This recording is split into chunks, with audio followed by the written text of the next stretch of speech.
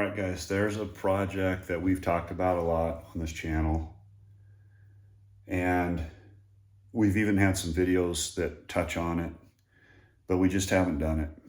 And it's time, and I feel motivated to get it done, excited about it. So here's what I'm looking at. I'm looking at this M77 Hawkeye chambered in 358 Winchester. And I'm looking at the stuff I've accumulated a little bit over the years. I don't have all my brass here. I actually have a pretty good selection of brass. And it's like such a cool cartridge. In fact, it's interesting to me. I think Ruger just within the last few weeks announced a run of 358 Winchesters in a really short barreled option. I think it's like a 16-inch barrel. And it's a wood stock, I think, but they're going to do both stainless and blued. I believe it's threaded for suppressors. And then not that many years ago, Ruger did their American Predator in 358, a short run of them. So even in this time period where everybody's focused on high BC, high velocity, we're still seeing an old cartridge like this, low velocity, terrible BC, stick around.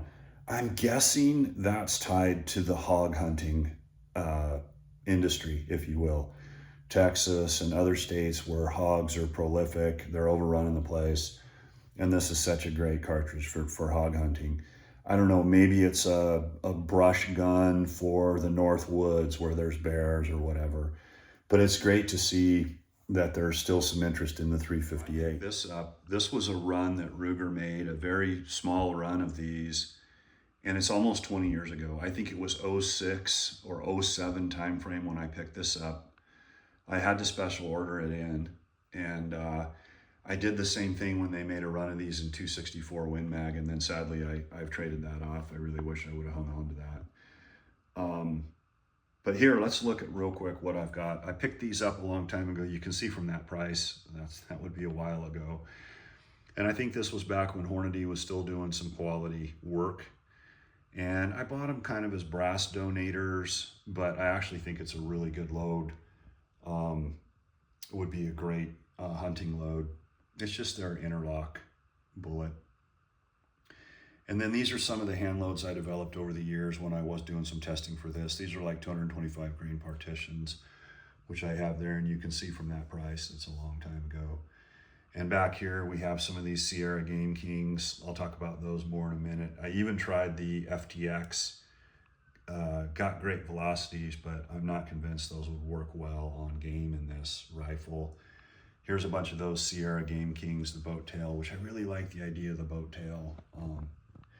But never really tested out whether it mattered. So these are some of the different loads I have. I have all kinds of the powders. And I'm gonna get some more component bullets on the way. One of the things that's weird to me is I see component bullets for this from like Barnes, solid copper. And I'm like, are those ever gonna be going fast enough to work well out of this? That's just what I don't know, guys. So I'm looking forward to your comments.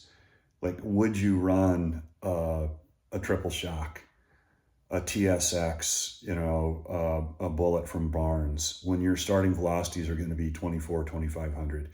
It just doesn't feel right, but I'd like to know if I'm missing something there.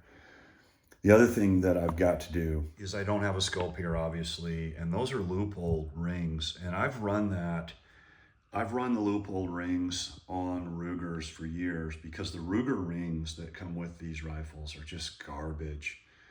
They're not square, they have burrs on them, they're just awful. And thankfully Leupold makes these rings that fit right into the integral system on the M77s. These are 1-inch. I do have some 30 millimeter also. I have a couple 1-inch scopes that might be a good fit for this project. I don't know, I might have to pick up a scope, which is just so expensive. Anyway, guys, shoot me some comments. Let me know what you're hoping to see out of this project.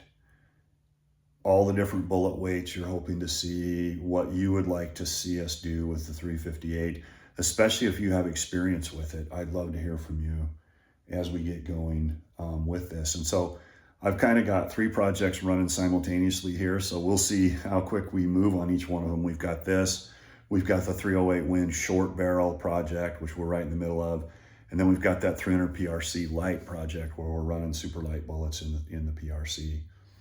All right, guys, look forward to your comments on all this.